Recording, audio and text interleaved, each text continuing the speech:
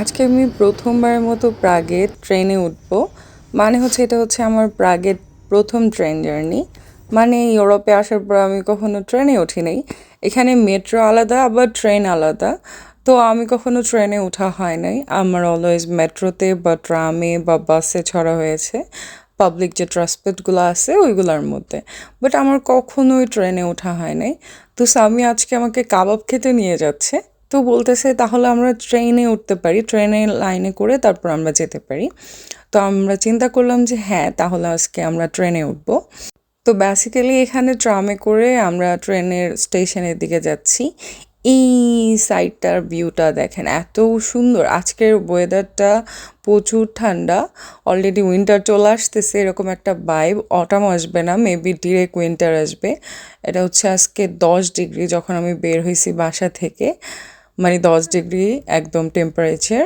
তো আমরা এই যে, এটা হচ্ছে আমাদের ট্রাম স্টপ থেকে এখান দিয়ে হেঁটে তারপর আমাদের ট্রেন লাইনের দিকে যাইতে হবে। এদিকে হচ্ছে ট্রেন স্টপ। তো আমরা যাচ্ছি কজ সামিও কখনো এই স্টপে আসে নাই, অন্য স্টপ দিয়ে এসে গিয়েছে। তো এই স্টপে কখনো আসে নাই, তো এটা আমাদের ফার্স্ট টাইম এই স্টপে আসা এবং প্রাগের ভিতরে ট্রেনে ওঠার অভিজ্ঞতা। এই স্টেশন থেকে অন্য সিটিতে যাওয়া যায়, আবার এখান থেকে জার্মানি, ফ্রান্স সবগুলো ট্রেন আছে, ডিরেক্ট যাওয়া যায়। তো আমরা হচ্ছে এই যে এখানে টার্মিনালে আমরা দেখলাম আমাদের যেই ট্রেনে যাব ওই ট্রেনের নাম্বার দেখলাম আর আমাদেরকে কোন সেকশনে যাইতে হবে। তো আমরা ওইটাতে যাচ্ছি, তো আমরা ওটা খুঁজতেছি। আমাদেরকে যাইতে হবে S9CD। এই যে এটা হচ্ছে স্টপ। আমরা এটা খুঁজে অনেক কষ্টে খুঁজে এসে দাঁড়ালাম।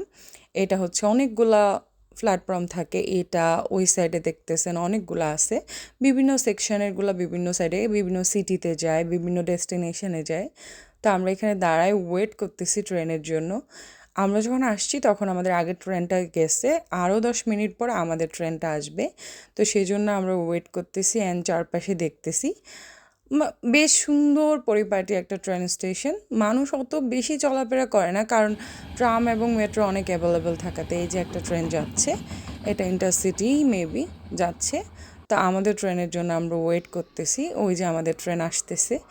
আমাদের ট্রেনটা বেসিক্যালি 2 তলা একটা ট্রেন। আমরা যে ট্রেনে যাচ্ছি, মানে আপনি উপরের তলায়ও বসতে পারবেন, নিচের তলায়ও বসতে পারবেন।